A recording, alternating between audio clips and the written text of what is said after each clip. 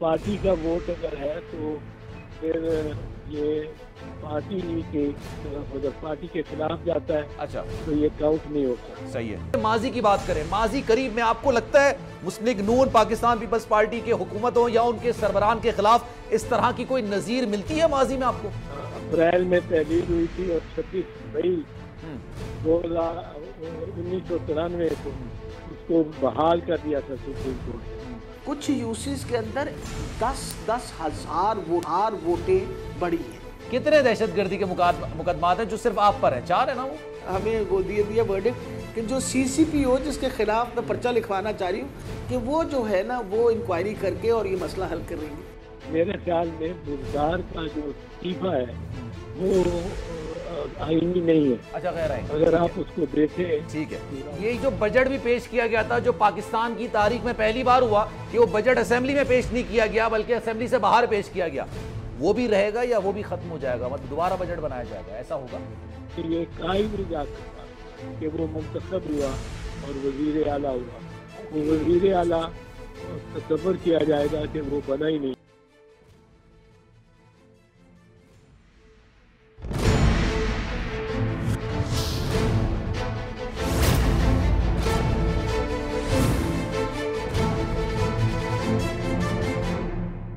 बिस्मिल्लाहिर्रहमानिर्रहीम, अस्सलामु अलैकुम। आप देख रहे हैं प्रोग्राम सलमान मिर्जा के साथ। आज से तकरीबन 2.5 महीने पहले 16 अप्रैल को शदीद हंगामा राई और मारधाड़ के बाद वजीर आजम शहबाज शरीफ के साहबजादे हमजा शहबाज वजीर आला पंजाब मुंतखब हुए थे।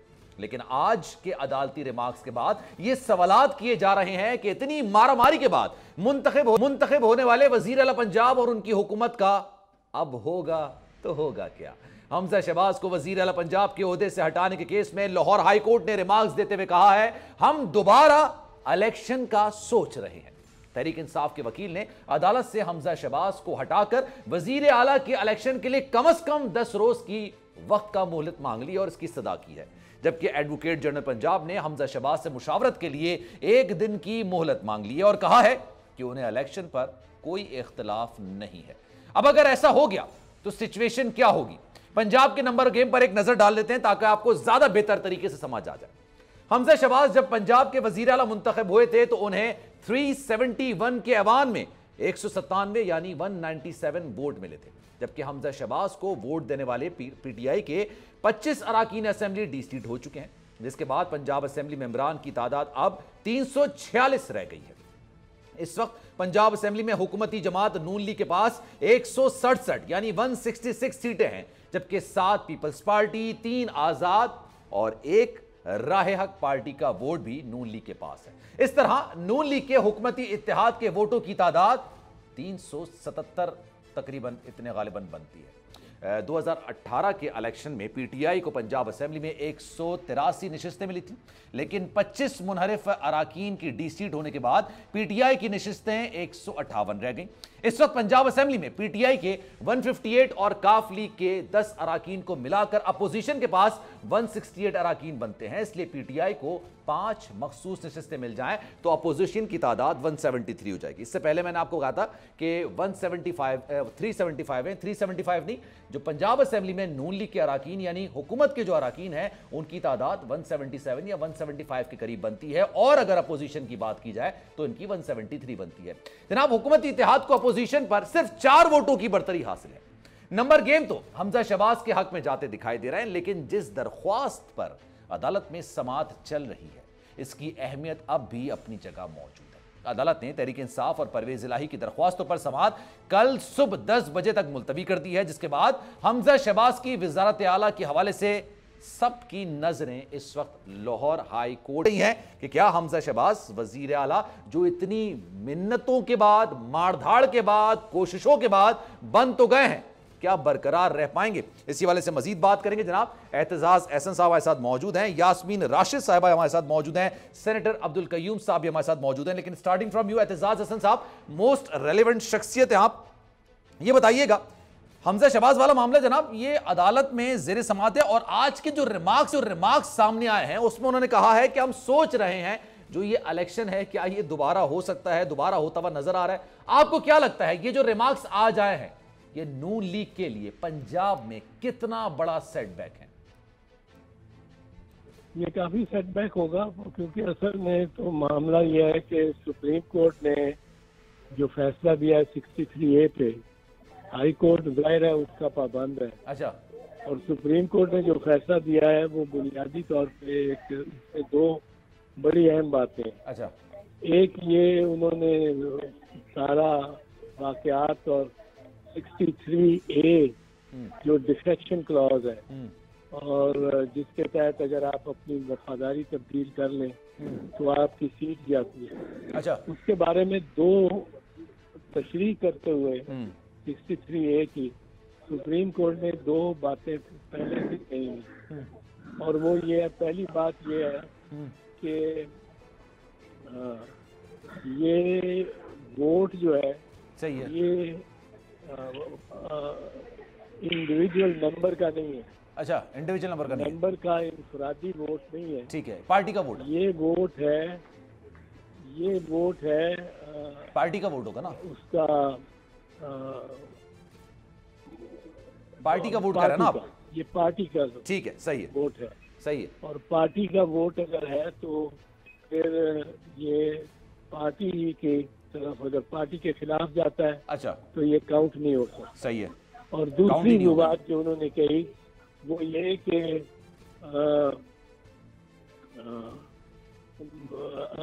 ये मौसर ब माजी होगा, ये फैसला जो है इसका असर माजी पे भी होगा। अच्छा, माजी पर भी यानी होगा। जब हमजा को वोट पड़ा उस वक्त भी ये फैसला और यही तशरीह कानून की होगी। ठीक है, और ये दोनों बातें असल में सुप्रीम कोर्ट कई मरतबा ठीक है। पहले तो भी लेकिन ये खास तौर पर मामला हमजा शहबाज साहब का ही है, तो लेकिन मैं आपकी बात से अखज़ करूं तो एतजाज साहब, इस फैसले की अगर तशरीह पड़ी जाए तो ये हमजा शहबाज की वजारत आला को डिबो सकती, मुतासर कर सकती है, आपको क्या लगता है? अगर कानून की तशरीह की जाए तो वो तशरीह का असर मुअस्सर बमाजी होता है।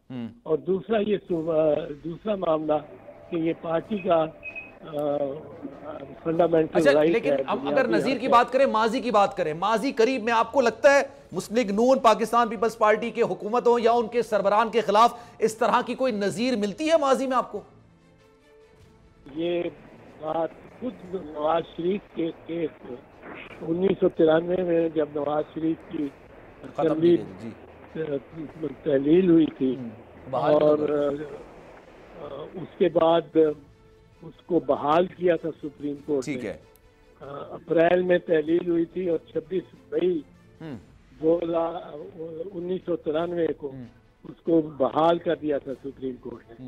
जबकि मोहतरमा शहीद की जब वजीर आजम उसके बाद बनी तो उनकी असेंबली तहलील हुई, वो नहीं हुई 1993 में, तो ये 1996 में, ठीक है, तो उसको ये असूल उस पर अप्लाई नहीं किया गया। अच्छा, और ये तफरीक डाली पड़ गई थी।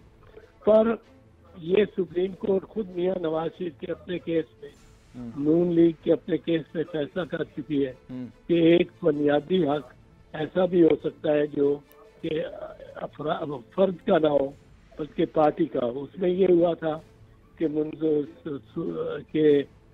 नवाज शरीफ साहब ने ये शिकायत की थी सुप्रीम कोर्ट के आगे कि उनको नहीं किया जा सकता था, उनको, वो वजीर आजम थे तो वजीर आजम से के ओहदे से नहीं हटाया जा सकता। ठीक है, तो सुप्रीम कोर्ट ने कहा कि वजीर आजम का ओहदा जो है ये किसी का बुनियादी हक नहीं है। कोई इंसान कहे जी मैं वजीर आजम हूँ तो मैंने वजीर आजम ही रहना, ये मेरा बुनियादी हक है। लेकिन पार्टी अगर मेजॉरिटी में हो, अच्छा, अगर उसकी अक्सरियत हो, सही है, तो वो ये जरूर इसरार कर सकती है कि हमारा वजीर आजम चुना हुआ वजीर आजम को हक है वजीर आजम देना, तो इसलिए ये पार्टी का हक है, सही है, बुनियादी हक जमात का है। यहाँ सुप्रीम कोर्ट ने कहा है कि डिफेक्शन वाले, और ये कोई ऐसी मतलब है बात नहीं है जो मंतक ठीक है। लेकिन सर मैं माजरा सर आपकी बात कट रही है, लेकिन मैं इसके क्या मंतक या हिकमत लूं कि जो रुकन असेंबली होता है वो आज़ाद नहीं होता हक राय दही इस्तेमाल करने वाले पे, क्योंकि उसका जो वोट होता है वो पार्टी की ही अमानत है, वो खुद पे नहीं जा सकता, कोई ऑप्शंस ऐसे नहीं होते। मंतक ये है कि एक MNA आज़ाद है हर किस्म का वोट डालने, अच्छा, वो FIA के लॉ में तब्दीली लाए, वो अपनी पार्टी के खिलाफ डाल सकता है। ज़ाब्ता फौजदारी, ज़ाब्ता दीवानी, कानून शहादत में तरमीम आए तो वो एक मेंबर पार्टी का अपनी पार्टी के खिलाफ वोट डाल सकता है। अच्छा, उसको कोई सजा नहीं होगी। हाँ, उसका लीडर जरूर नाराज हो जाएगा उससे, पर वो एक जाती बात है, कानून उसकी सीट नहीं छोड़। लेकिन 4 मामलात ऐसे हैं। अच्छा, 4 मामलात हैं। वो अगर पार्टी के खिलाफ वोट डालता है, बाकी सैकड़ों मामलात पे वो डाल सकता है। 4 मामलात ऐसे हैं ताकि तो सर अब आज लगे हाथ तो सर बता ही दें वो 4 मामलात कौन से हैं, जो 4 मामलात का आप जिक्र कर रहे हैं, जिसकी वजह से जो वोट है वो पार्टी की मंशा के बगैर भी दिया जा सकता है। कौन से वो 4 मामलात है सर? वो एक कॉन्स्टिट्यूशनल अमेंडमेंट है, एक अच्छा। बजट या फाइनेंस बिल पे, तीसरा वजीर आजम और वजीर आला के एतमाद के वोट पे, और चौथा वजीर आजम या वजीर आला के अदम एतमाद के वोट पे। ये वोट जो है ये पार्टी के हैं और सुप्रीम कोर्ट ने होल्ड किया है पार्टी के खिलाफ। ना इनको गिना जब डाला जा सकता है, और अगर डाल दिया जाए तो इनको गिना नहीं जा सकता, और ये मौसर बर्बादी होगा। और ये अप्रैल की उस तारीख से होगा, 16 अप्रैल गालबन, जिस दिन हमजा को वजीर। तो सर मैं इस बात से क्या समझूं, ये जो हमजा शहबाज हैं, इनकी जो इन्होंने वजारत आला का जो ये मनसब संभाला है या हल्फ उठाया, इसको कलदम करार दे सकती है कोर्ट? ये तो सारा मामला कलदम हो सकता है। हमजा साहब का हल्फ जो मैं समझता हूँ वो कलदम करार दिया जा सकता है। अच्छा, दिया जा सकता है। सुप्रीम कोर्ट की ये नजीर जो है ये इस पे 63A पे हाल ही में आई। तो फिर फैसला फिर सर ये जो बजट भी पेश किया गया था, जो पाकिस्तान की तारीख में पहली बार हुआ कि वो बजट असेंबली में पेश नहीं किया गया बल्कि असेंबली से बाहर पेश किया गया, वो भी रहेगा या वो भी खत्म हो जाएगा, मतलब दोबारा बजट बनाया जाएगा, ऐसा होगा? ये बजट गालबन खत्म ना हो, क्योंकि बजट में सादा अक्सरियत की जरूरत होती है। वहाँ एक फिगर जिस तरह 189 का फिगर चाहिए हमजा को, उसमें से 25 निकल जाए तो वो 189 नहीं रहते। वो यहाँ एक खास नंबर चाहिए, लेकिन बजट के लिए सिर्फ अक्सरियत चाहिए जो मौजूद हो मेंबरान की। तो मामला अभी अगर ये सारा मामला हो जाता है तो फिर उस्मान बुज़दार के पास ही सारा मामला चला जाएगा। और चूंकि सर उनके हल्फ के हवाले से भी कहा जा रहा था कि वो हल्फ जो है वो गैर आईनी है और जब तक कोई नया नहीं आता वो निगरां की हैसियत पर काम करते रहेंगे, तो हम ये समझें कि अगर अदालत का फैसला आता है हमजा शहबाज के खिलाफ तो ये मामला वहां चला जाएगा और ये फिर जनाब उस्मान बुज़दार साहब के पास ही चला जाएगा सारा।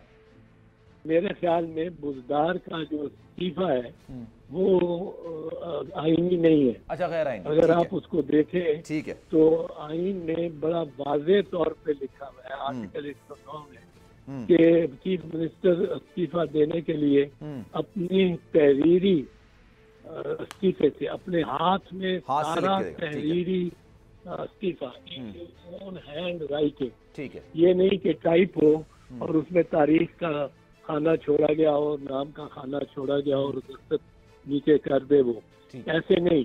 वो भी गवर्नर के लिए जरूरी है कि वो अपने हाथ से लिखा हो और आला अफसर, आला जितने होते हैं, चेयरमैन सेनेट हो गया, सदर हो गया, वजीर आजम हो गया, वजीर हो गया, इन सब के लिए in his own hand writing MNA MPA, क्योंकि ताकि कोई इसमें फ्रॉड ना कर दे कि टाइप करके और नीचे डिग्री डाल दे और कह के जी ये बुज़दार का इस्तीफा है। ये इस्तीफा all in his own hand writing और साइन के इस मामले में बड़ा सख्ती से अमल दरामद चाहता है। ठीक है। और वो बुज़दार का इस्तीफा जो है वो इन हिज हैंड राइटिंग नहीं है, वो टाइप है जिसपे दस्तखत किए हुए, तो वो तो इस्तीफा बनता ही नहीं।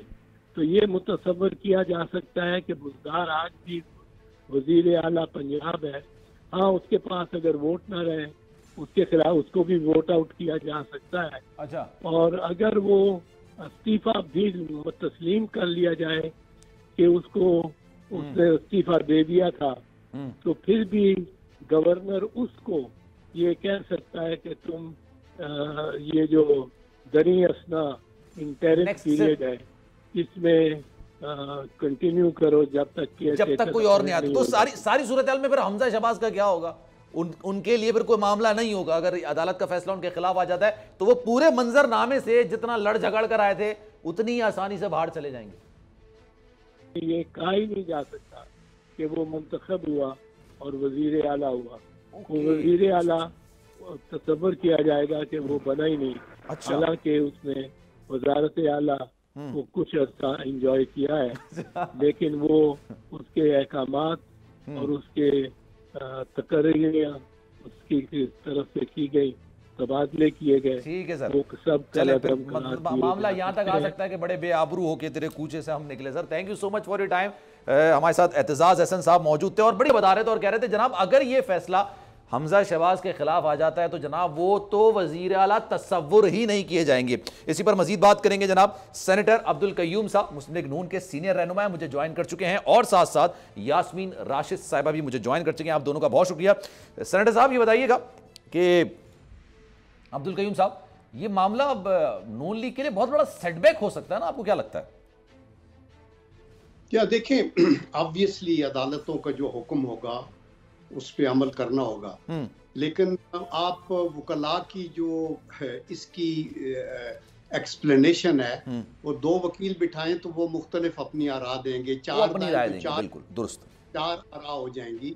देखिए पॉइंट यही है कि ये बात तो ठीक है कि हर कॉन्स्टिट्यूशनली हर बंदा जो मेंबर है असेंबली का उसका ये राइट है कि वो वोट जिसको मर्जी दे, उस पर कोई कदगन नहीं है। और वो ये बात ठीक है कि कहा यह गया कि चार चीज़ों के ऊपर के नो कॉन्फिडेंस का या आपकी जो फाइनेंशियल बिल है या सीएम या पीएम का जो नो कॉन्फिडेंस है उसके अंदर जो है वो अगर किया जाएगा तो पार्टी उसके साथ। लेकिन इसका ये कभी कहीं नहीं लिखा गया कि वो वोट नहीं दे सकता। अगर वो वोट दे सकता है तो वोट उसका काउंट होता है। मतलब एक स्कूल ऑफ थॉट का ये व्यू पॉइंट है कि अगर आप अपनी पार्टी का बंदा अगर वो कास्ट पे करना चाहता है कि यस पार्टी मुझे निकाल भी सकती है, पार्टी मेरे साथ खिलाफ सरजनश भी कर सकती है, वो मुझे मेरी एक्सप्लेनेशन सुन के छोड़ भी सकती है, तो ये परव्यू पार्टी का बात का है। ठीक है, लेकिन वोट से उसको नहीं रोका जा सकता। अगर ये बात हो तो देयर विल नेवर। अच्छा अब्दुल कय्यूम साहब मुझे एक ब्रेक लेना है तो ब्रेक के बाद वापस आएंगे। तो सर यास्मीन राशिद साहिबा भी हमारे साथ मौजूद हैं। कल काफी ज्यादा गुस्से में थी, गुस्से के साथ उन्होंने प्रेस कॉन्फ्रेंस की थी। कल मैं उनको अपने शो में बुलाना चाह रहा था लेकिन मैं भी डर रहा था कि वो जितना गुस्से में है, लेकिन आज थोड़ा सा वो कूल डाउन लग रही है। उनसे भी बात करेंगे जनाब, जो उन्होंने कल बातें की थी उस पर भी तफसील लेंगे। एक ब्रेक लेते हैं और ब्रेक के बाद वापस आएंगे।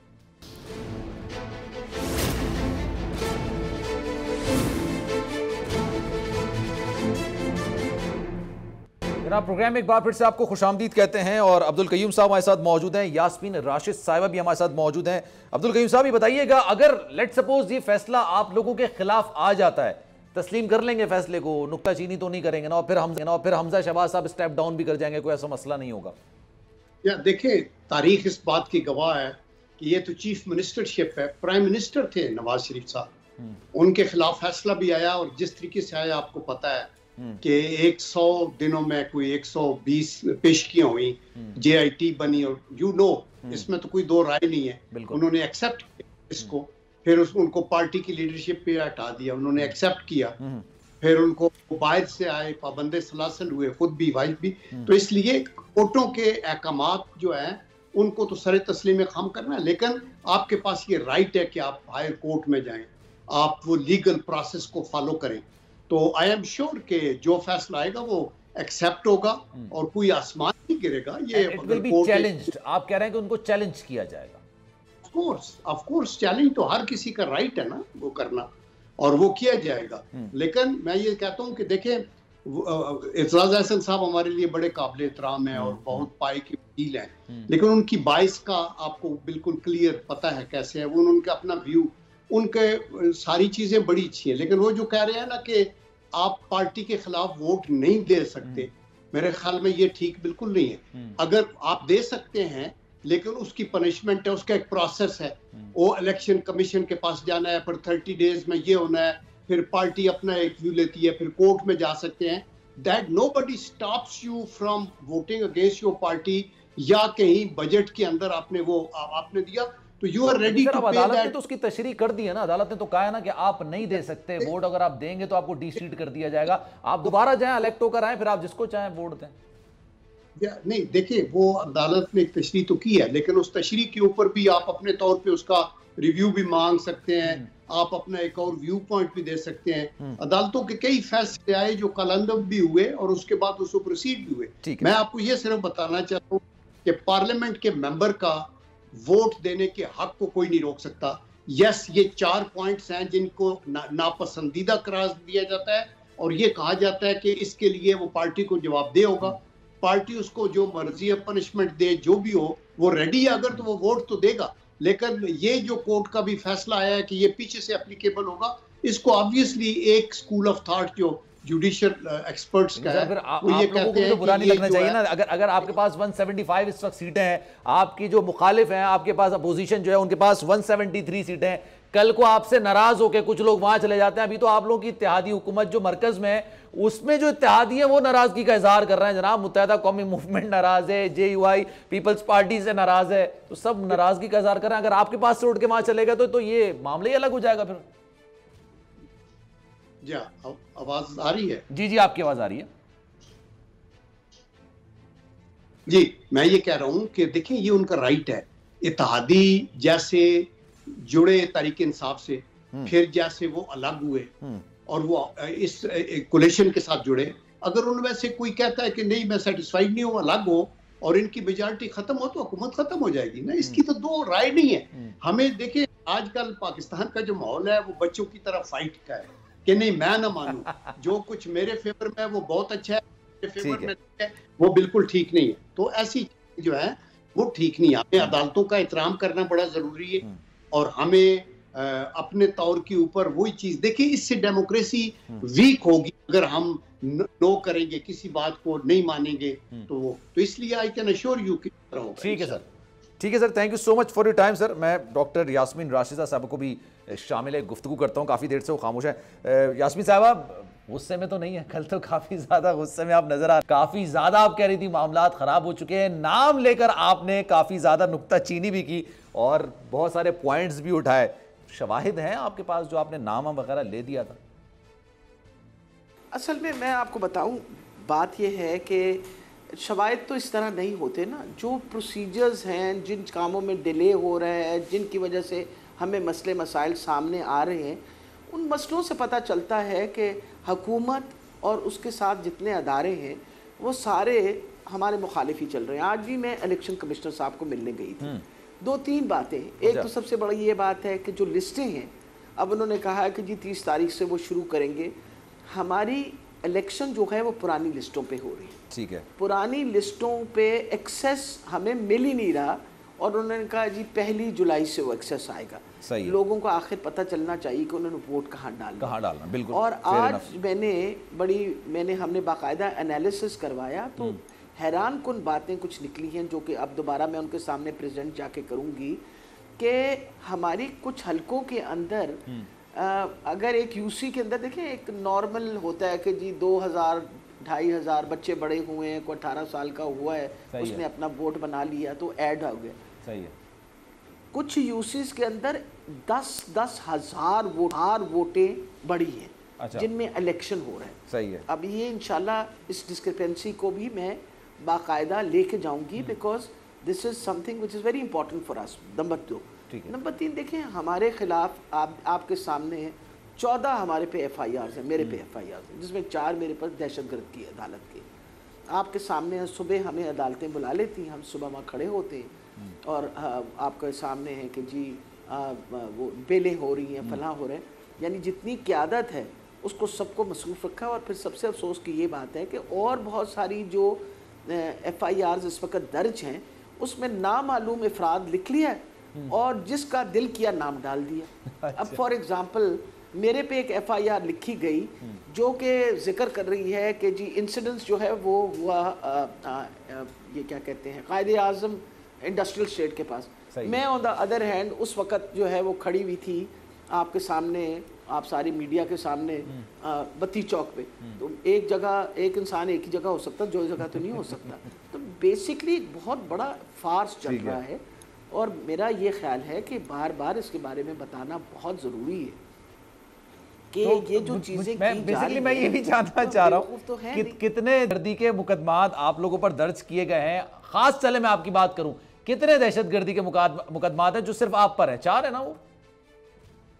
नहीं जी, 4 है माशाल्लाह, 4 दहशतगर्दी माशाल्लाह। मैं अभी इस उम्र में 72 साल की उम्र में आपको पता है दहशतगर्द भी हो गई।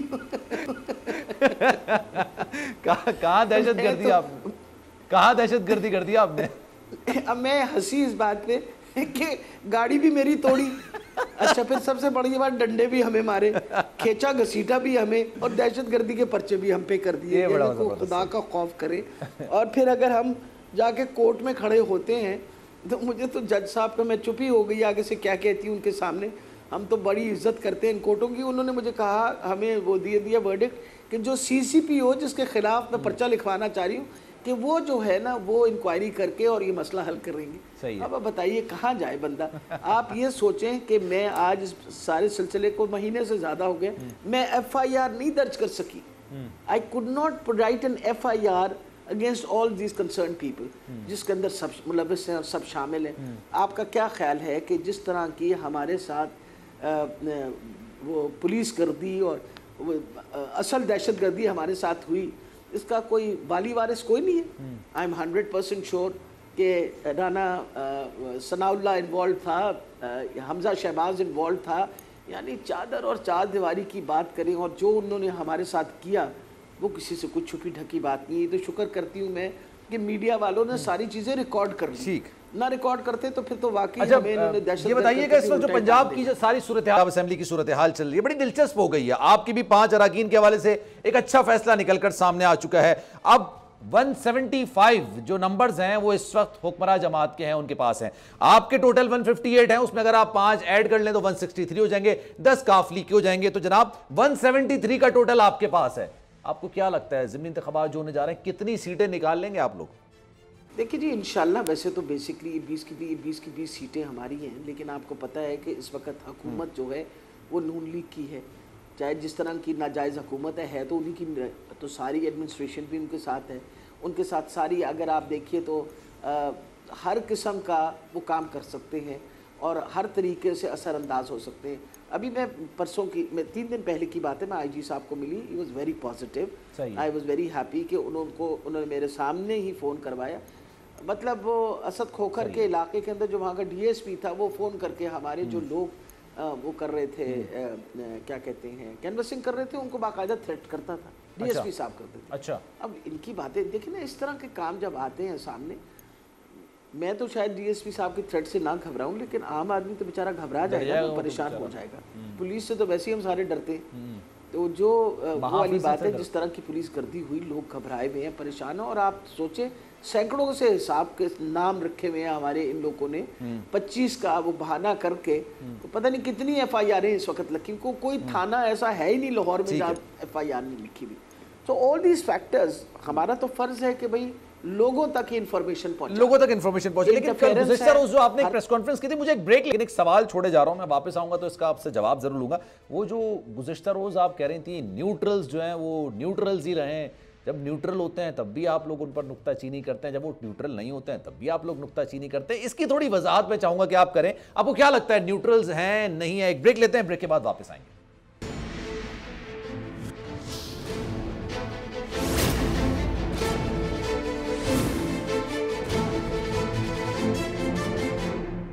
प्रोग्राम के आखिरी से में एक बार फिर से आपको खुशामदीद कहते हैं। यास्मीन राशिद साहिबा हमारे साथ मौजूद हैं। यास्मीन साहिबा, आपने गुज़िश्ता रोज़ एक बात की थी अपने प्रेस टॉक में, आपने कहा था कि न्यूट्रल्स जो हैं वो अब न्यूट्रल्स ही रहें तो ज़्यादा बेहतर है। ये किसके लिए कही थी और क्यों कही थी, और आपको क्या लगता है कि न्यूट्रल्स नहीं है न्यूट्रल, या फिर होने चाहिए उनको? आपको देखिए ना, अगर देखिए वैसे तो हर किस्म का अदारा न्यूट्रल होना चाहिए जो वक्त आए।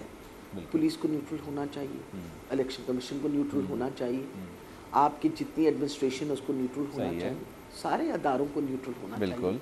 वजह यह है कि हमेशा याद रखिए कि किसी भी जमहूरियत की बेसिस जो है जिसको आप कहेंगे कि ये बुनियाद है जमहूरियत की, वो उसका इलेक्शन का प्रोसेस है। अगर इलेक्शन का प्रोसेस ट्रांसपेरेंट हो और उसके ऊपर कोई गिला शिकवा और शिकायत ना आए, बिल्कुल, तो आप मुझे बताएं खुद ब खुद आपकी जमहूरियत जो है वो मजबूत हो जाएगी, बिल्कुल मुस्तहकम होगी। अब हम इलेक्शन कमीशन के पास जो मैं बार बार अपनी, आपको पता है, ख़त लेके जा रही हूँ, उनके पास बार बार अपनी पिटिशंस लेके जा रही हूँ, वो इसी खत से मैं तो लेके जा रही हूँ। आप देखिए कि कराची के अंदर, सॉरी सिंध के अंदर अभी लोकल गवर्नमेंट के इलेक्शन हुए, आपके सामने 2 लोग कत्ल हो गए उसके अंदर, एक हमारे पीटीआई के वर्कर के भाई जो हैं वो उसमें शहीद हुए, उसके बाद पता नहीं कितने सैकड़ों लोग ज़ख्मी हुए, और जो वहाँ जदों को किडनैपिंग हुई, वहाँ उठा के प्रेसिडिंग अफसरों को उठा के ले गए। इस सारे शोर खुल जो है, and of the day responsibility तो इलेक्शन कमीशन की बनती है। तो जब हम कहते हैं कि इलेक्शन कमीशन को should make it self capable कि वो किसी को इंटरफेयर ना करने दे। आज भी मेरी चीफ इलेक्शन कमीशन जो हमारे प्रोविंस के, उनसे मेरी डिस्कशन हो रही थी, तो उन्होंने कहा कि हम डायरेक्शंस दे सकते हैं, पर मेरे इतला के मुताबिक अकॉर्डिंग टू द कॉन्स्टिट्यूशन जहां इलेक्शन एक दफ़ा अनाउंस हो जाए वो ऑटोमेटिकली इलेक्शन कमीशन के एरिया नीचे आ जाता है, और वहां जो भी डायरेक्शंस है वो इलेक्शन कमीशन को देने चाहिए। एम आई राइट और नॉट? बिल्कुल। अच्छा, लेकिन मैं एक सवाल और आपसे पूछना चाहता हूं कि ये जो सूरत हाल हो रही है, अच्छा खान साहब पंजाब में ये ज़िमनी इंतखाबात के हवाले से सारी जो कैंपेन है ना उसको लीड कर रहे हैं और काफ़ी ज़्यादा लोगों को मोबिलाइज कर रहे हैं। गुज़िश्ता रोज़ भी काफ़ी ज़्यादा एक्टिविटीज़ देखने में आई थी। अब ये अदालत में भी चल रहा है मामला, हमजा शहबाज की कुर्सी है ना वो बड़ी ख़तरे में नज़र आ रही है, और आपके जो वोटों के दरमियान जो फ़र्क है ना वो इंतहाई कम नज़र आ रहा है। तो आपको क्या लगता है ये मामला अब उस्मान बुज़दार के पास ही चला जाएगा, क्योंकि उनका जो इस्तीफ़ा है वो भी गैर आइनी कहा जा रहा है, उसको भी गैर आइनी तस्वुर किया जा रहा है? जी, मेरी तरफ से तो दिन फ्रॉम डे वन मुतनाज़ है। आप मुझे ये बताइए कि ये पहली दफ़ा तारीख में हुआ कि 300 पुलिस के एहलकार जो हैं वो असेंबली के अंदर आ गए। आप मुझे कभी आज तक असेंबली की हिस्ट्री में पुलिस असेंबली के अंदर नहीं आई, this is the first time they came in. और फिर सबसे बड़ी बात है, जो भी किया उन्होंने हमारे कैंडिडेट को ज़दोकोब किया, थोड़ी चोट लगी, ज़्यादा चोट लगी उन्हें। और मैं इस बात की सारी नहीं चाहिए थी आप लोगों का, तो वो जो आइज़ वाला था जहाँ से हम लोग बाहर निकले और काउंटिंग हो, उसके सामने तो 300 पुलिस वाला खड़ा था ना, हम निकलने वाले, ठीक है, और तो नेचुरली हम पिछले वाले दरवाजे से निकल के क्या करते। तो आपका क्या ख्याल है, वो इलेक्शन हो रही थी और फिर जब 25 लोटों ने उनको वोट दिया, वो कह रहे जी मेरे तो 197 वोट हैं, तो जब 25 लोटे आपने निकाल दिए उसमें से, तो 25 लोटे निकलने के बाद आपके पास तो 172, आपकी तो मेजॉरिटी खत्म हो गई। 186 तो नहीं है ना आपके पास, यू हैव नो क्लेम, 175 है गालिबन। अब आप जो मर्जी कह लें, अगर आपको वोट ऑफ कॉन्फिडेंस लेना पड़े तो आप ले सकते हैं वोट ऑफ कॉन्फिडेंस, बिल्कुल सही, you can not take vote of confidence क्योंकि आपके पास 186 नंबर नहीं है। अब इसलिए हमें पता है और यकीन है कि ये हुकूमत अपने आप को बचाने की खातिर हर किस्म के होचे हथकंडे अपनाएगी ताकि ये सीटें किसी तरह निकालें। और उन्होंने वो जो लोटे हैं उनके आपके सामने हैं कि वो उनको पैसे दिए जा रहे हैं डेवलपमेंट। मैं जेल रोड पे बैठी हुई हूँ, अच्छा। आप ये देख लीजिए कि मियाँ उस्मान अकरम का ये हल्का है, डेवलपमेंट का काम हो रहा है या नहीं हो रहा। आपको पता है कि जब इलेक्शन अनाउंस हो जाए तो डेवलपमेंट का काम रोक दिया जाता है, सारे डेवलपमेंट के काम हो रहे हैं, वो मुहिम में आ जाता ना, इलेक्शन मुहिम में आ जाता है, मजाले को कुछ सुन लेगा। अब मसला ये है कि हमारे वो लगते हैं, ये बैनर्स लगते हैं और हमारे वो फ्लेक्सेस लगती हैं, हमारे सारे उतर जाते हैं, दूसरी पार्टी के नहीं उतरते। इस पे अगर शिकायत करो तो कहा जाता है कि साइज छोटा था, बैनर्स उतर जाते हैं। There are 200 excuses. End of the day मेरा ख्याल है इस हुकूमत को भी होश के नाखून लेने चाहिए। बेड़ा गर्क के इन्होंने पाकिस्तान का इस वक्त कर दिया है, महंगाई इस वक्त आसमान पे चढ़ी हुई है, लोग परेशान हैं, तंग हैं। अच्छा, क्योंकि टाइम की किल्लत है, मैं चाहता हूं आपसे कुछ और भी सवाल कर लूं, लेकिन इस वक्त जो सूरत हाल मरकज में चल रही है, मरकज में आप कौमी असेंबली का हिस्सा ही नहीं है, आप लोगों ने कहा भाई हम उस असेंबली का हिस्सा ही नहीं बनेंगे, लेकिन वहां पे जो हुकूमती इत्तेहाद है उसमें दरारें पड़ती हुई नजर आ रही हैं जनाब। पाकिस्तान पीपल्स पार्टी से JUI नाराज है, पाकिस्तान पीपल्स पार्टी से मुत्तहिदा कौमी मूवमेंट नाराज है। आपको नहीं लगता आप लोगों की वहां पर मौजूदगी, और अगर आप दोबारा असेंबली चले जाते हैं तो आप इजीली अपनी हुकूमत दोबारा बना सकते हैं? देखिए, मेरा ख्याल है कि ये तो डिसीजन खान साहब ने लेनी है, पर कोई शक नहीं है जो आप बात कर रहे हैं।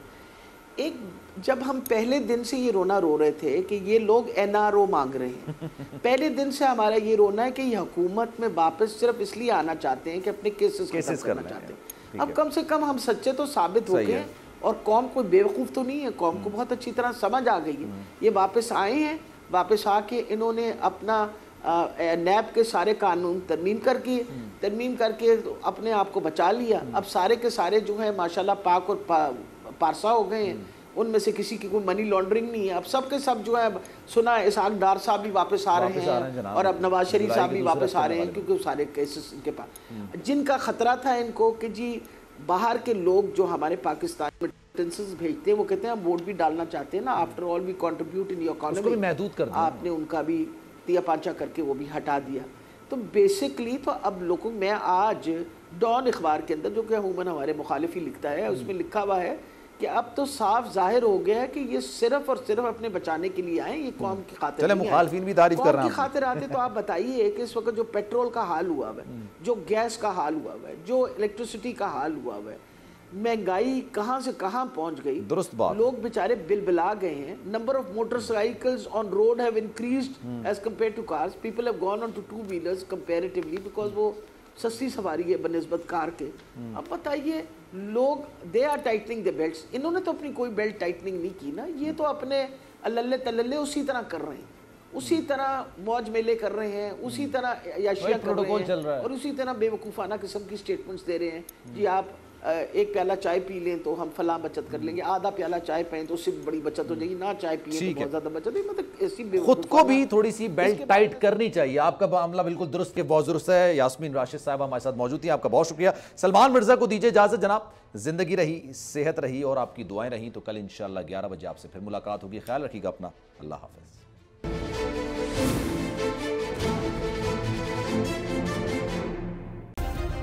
सब्सक्राइब करें और बेल दबाएं ताकि कोई खबर रह न जाए।